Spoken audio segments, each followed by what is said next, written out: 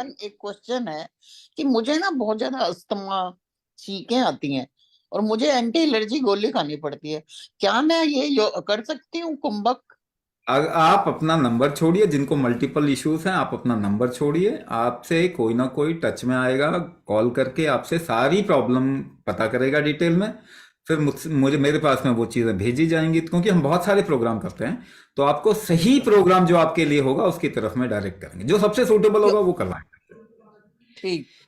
तो मैं नंबर कहाँ भेजूं? नंबर ये नीचे व्हाट्सएप पे? चैट बॉक्स में लिख दीजिए, व्हाट्सएप में डाल दीजिए, कहीं भी डाल दीजिए। ठीक। ठीक।